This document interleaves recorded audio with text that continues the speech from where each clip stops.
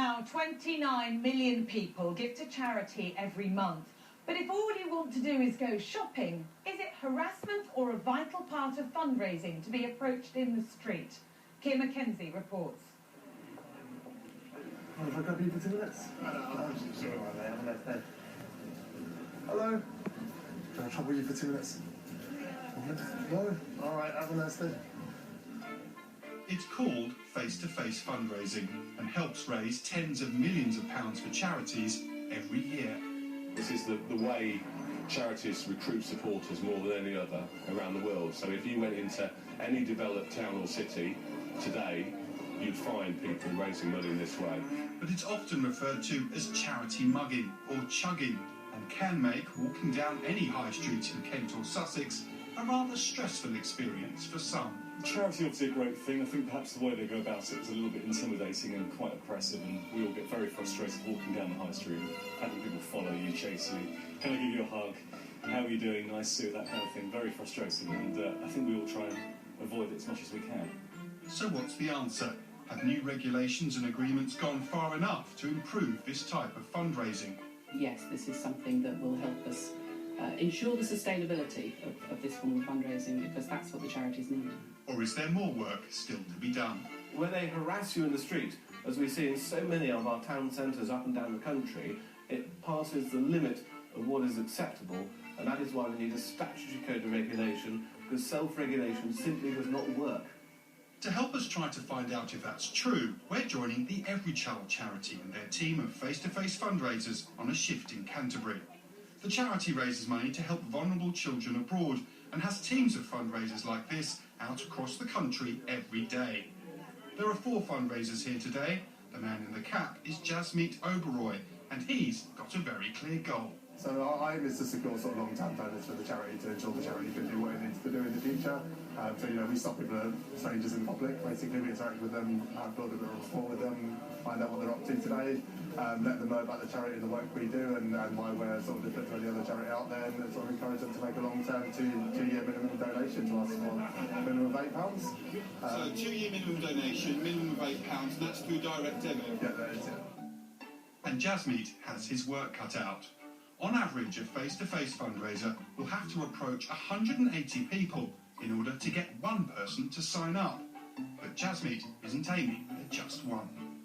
How many people do you hope to get today, you personally? Me personally, I mean, we always aim for 3 as a minimum, each, we try to keep the pressure off, that's why we don't have sort of massive targets, we had sort of 9, 10 sign-ups, but yeah, 3 is always a good day, I think. In 2011, face-to-face fundraisers like Jasmeet signed up over 800,000 people to support a charity in the long term, including those going door to door. They raised over £130 million, and more charities are starting to use them, from Save the Children and the Red Cross to smaller charities like Every Child. It's the main way, by quite a long way, that we recruit new supporters. So every year we have a target to recruit new supporters so we can generate the income to spend on children around the world. When you say it's a vital part, how much of a percentage of Every Child's income comes from this type of fundraising? So it's about 90% of new supporters we recruit. Of the total income over time, probably about 30 to 40% has come from this source. So very, very important.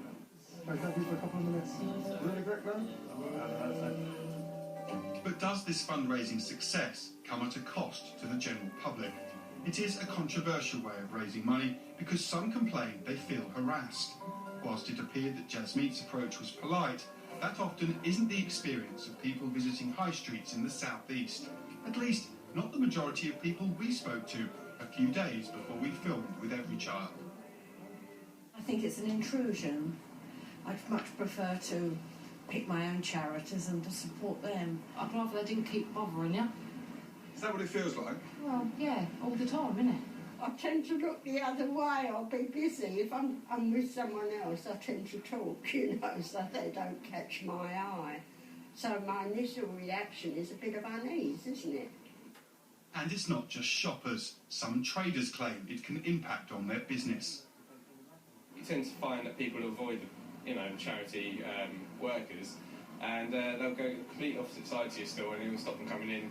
Stop the business, really. It is a bit awkward sometimes for us in shops because people do try and avoid them, unfortunately. So it's a bit of a balancing act, I think. Obviously, not everyone's positive about this type of fundraising. It's a fine line, is it, between stopping people and harassing people? Do you know where to draw that line? Yeah, I mean, I don't look at it. I mean, with my style, you know, I base everything I do on the law of averages. You know, if you're polite and ask enough people, you're going to get sign-ups, and that's how I've always worked. There are probably fundraisers out there who work in a different way, but to me, that harassment never comes into it. You know, I've had a couple of people today that have just said, oh, you know, I'm not in the mood. I'm like, fine, have a nice day on your way, and you know, I can't see how someone would see that as harassment, you know. From what we'd seen of Jasmeet, that was certainly true. But watch that interview again, and this time watch his colleague working in the background. It's a fine line, is it, between stopping people and harassing people? Do you know where to draw that line? Yeah, I mean, I don't look at it. Now, some people might find that type of behaviour intimidating, and it's things like the attempt at a hug that can cause offence. We all get very frustrated walking down the high street and having people follow you, chase you. Can I give you a hug? How are you doing? Nice to see you, that kind of thing. Very frustrating. Sort of in your face, really, too much. Very and yeah, I know they're trying to do a job or, you know, whatever, but at the end of the day, if I want to join a charity, I'll actually join it and not to be confronted walking down the street. But in 2012, steps were taken to try to stamp out what's considered to be bad practice. Under new rules, fundraisers are not allowed to stand within 3 metres of a shop doorway. They can't follow someone for more than 3 steps, and they can't interrupt someone who appears to be working. If they repeatedly breach those rules, they can be fined. What we did is really put some meat behind those questions about what is obstruction, what is harassment, how, you know, is this, are you obstructing an entrance? Well, you are if it's within 3 metres. You know, so we got quite specific about what some of the behaviours meant. And that meant that we could also enforce it more easily through mystery shopping, through our compliance programme. And we're looking all the time to balance, you know, balance their behaviour, balance their standards, balance the work they're doing so that the charities can, you know, go about their business and raise the funds that they need, but the public can go about their business and not be put under undue pressure where they don't want to be. But is this really about eliminating bad practice, or is face-to-face fundraising just plain wrong? There are those that liken the charity workers to salesmen. After all, they are paid. In Jasmeet's case, £9 an hour, plus bonuses depending on the number and type of people he signs up. So if he only signs up one person today, their first 12 to 15 months of payments will go to pay for Jasmeet's wages. And he doesn't even work directly for the charity. He's employed by an agency. And for Dover and Deal MP Charlie Elphick, this approach to fundraising simply isn't acceptable. We need to understand what Chuggers are. They are, if you like, commission sellers. These are not people employed by the charity, they're people contracted by the charity on commission to raise funds. So they're not interested necessarily in the reputation of the charity concerned, and my concern is that the behaviour and activities of these Chuggers harms the entire charity brand and harms trust in charities in the UK because people start to associate charities with aggressive fundraising techniques. And Mr Elphick is convinced that these new rules, which fall under the banner of self-regulation, don't go far enough.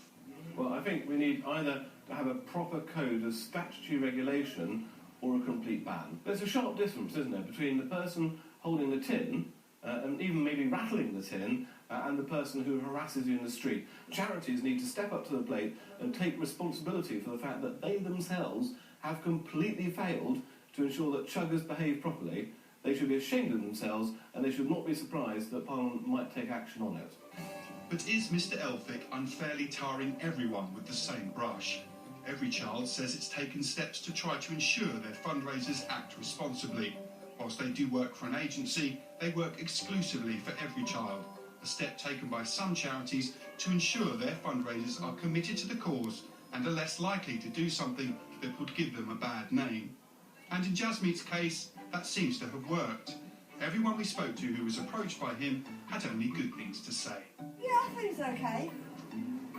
He was polite? Yes, yeah. Do you mind being stopped? No, really, just as long as I don't try to stand in your way, it's all right. Yeah, he was very polite in the way he didn't try and like grab us off the street and just like shout at us. Oh, he's very nice. Yeah, he's nice. So have you signed up? No. But the fact remains you're being approached and asked to give. And when you're simply going about your day, Is that really fair? It's a question we put to the Institute of Fundraising. Some people might argue, though, if I want to give to charity, I'll seek out a charity and I'll give. Isn't that fair enough?